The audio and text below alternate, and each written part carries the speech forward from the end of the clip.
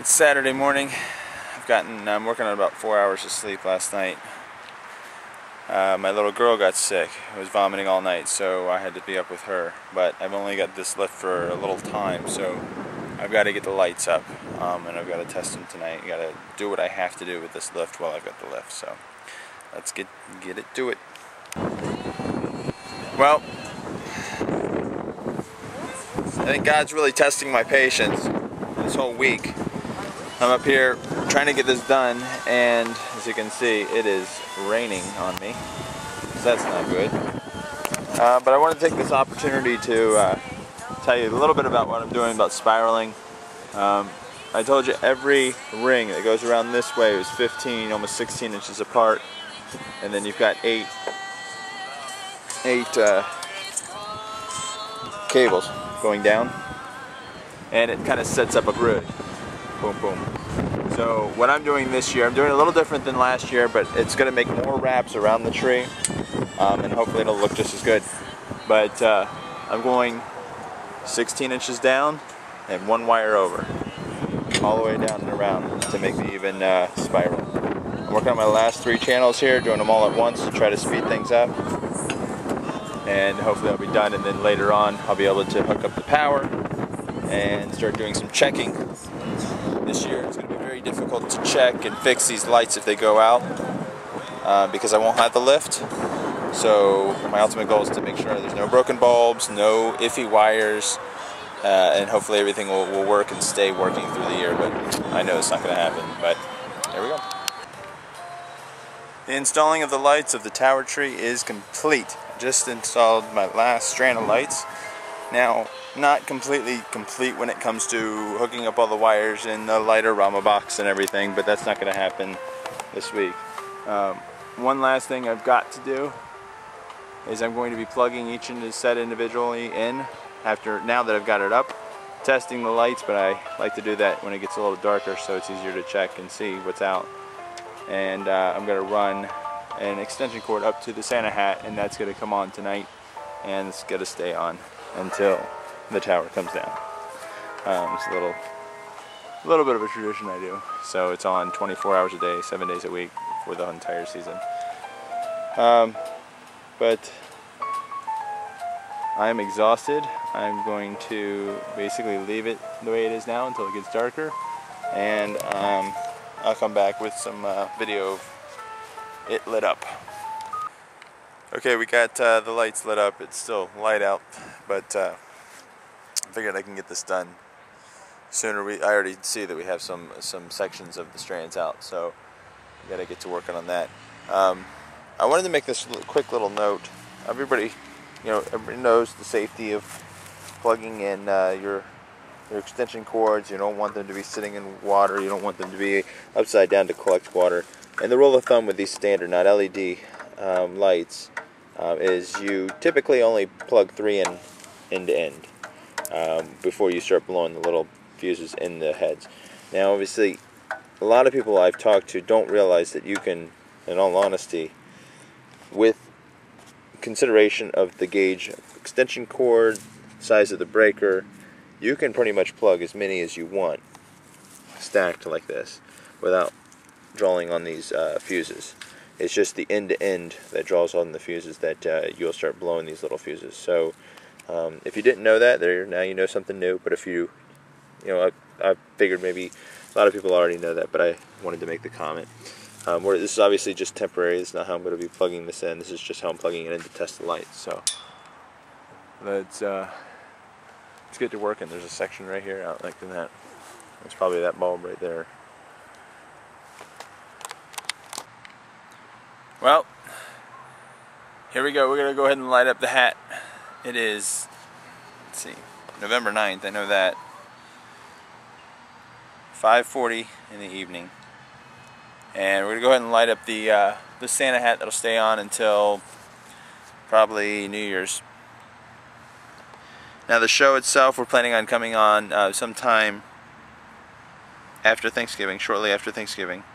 Usually it's actually the Friday after Thanksgiving. I just don't know if I'll have all this stuff done by then. So here we go. I'm just going to plug this thing in right here. See if I can do it one-handed.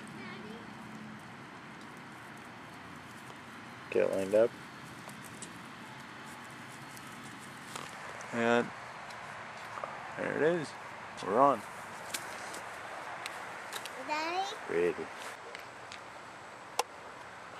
I'm going to get it a little darker. I'm going to go ahead and turn on the spiral portion of the tree because I can do that easily. And get a good effect of what the whole tree looks like lit up.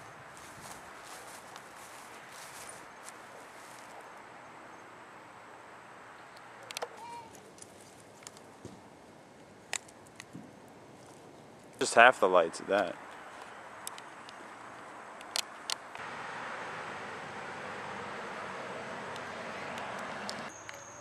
Okay, well, it's the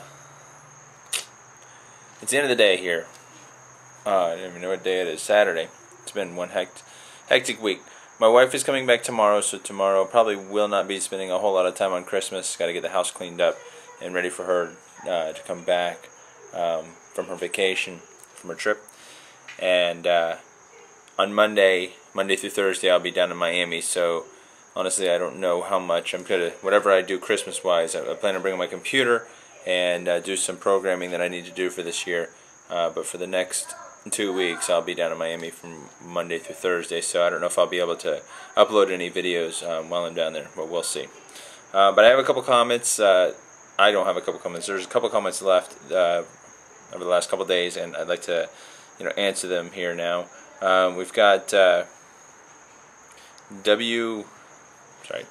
WJF 2133. It says, "Great job, man. I was just wondering, has anyone ever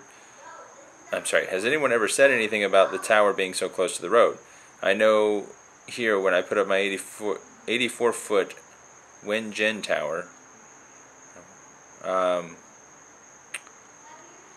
that was told to me by the company who sold me the tower kit, and it has to be at least 3 times the height from the buildings. You know how it goes. There's always someone who will complain. In my opinion, there is a deed restriction on or I don't say a deed restriction because I'm not in a deed restriction community, but an ordinance, a city ordinance about how high you can go, how close to power lines and roads. However, usually they don't bother me anyway around here because it is Christmas decorations. And in my opinion, it's just as easy to ask for forgiveness than it is for permission. So if I went and asked them if it was okay, they'd probably say no. But I've never had anybody give me a hard time. One year, I had it in the front of the house, on a different house, but attached to the front of the house, and it was 60 feet up, and it was close enough that if it did fall, it would fall on the power lines. It was up all Christmas, and it was the last thing to come down for Christmas decorations, and probably mid-January, I got a notice on the door from code enforcement saying that it needs to come down because it's too close to the power lines. They didn't fine me or anything. They just gave me notice, and didn't have a problem with that. My sister has one 60 feet up. It is definitely close to the power lines. The code enforcement really hasn't given them any problems. Jimmy Chaplin said, "Where's Russ?" Hello, hope you get the reference. Obviously, I get the reference. The best Christmas movie ever. Christmas Vacation. That's a good question. What is your favorite Christmas movie? There's tons of them out there. I don't know what would be my second favorite, but Christmas Vacation definitely ranks #1 for me. He also asks, "What is your job? How do you have this much time?" Right now, my current and only job is real estate. I've been working real estate for 3 years now. I am starting a new job, so I'll basically have 2 jobs, but this new job will require me to work 40, 50 hours a week. A lot of travel early mornings, but I'll be home be home the weekends and earlier in the afternoon, so that'll be good. Get some steady income coming in. Real estate is too wishy-washy. And then a Tammy 101, I think, said, "I love your love of the season, but my question is, I'm a single mom, and I'd love to put a small display up for my children. I have a few solar-powered things to keep prices down, and it helps when you don't have much idea about electrics. I'm sorry, I'm reading a picture that I took off the thing here. It helps when you don't have much idea about electrics. So could you advise on what would be the best course of action for someone like me? When it comes to saving money on electric, are you trying to keep prices down? What I would suggest is stand clear of the solar Christmas lights. I don't think that they'll last long enough to get the money out of them. Most solar panel products that I've gotten, and I'm not talking about the Christmas lights, but like the little yard stakes and spotlights and things like that, they don't last long enough. After a year, they've had it. Now I know Christmas lights you're not going to have up year round, but it's got to be out in the weather and the elements, and I don't think the amount of money it costs to buy them, you're not going to get your money out of them. But go with LED if you can afford that. Even if you can't afford that, the standard Christmas lights, they're much cheaper. That's what I use.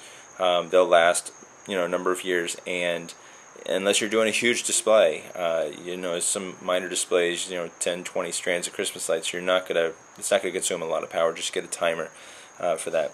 Another idea, and you saw in a previous video, those but LED spotlights.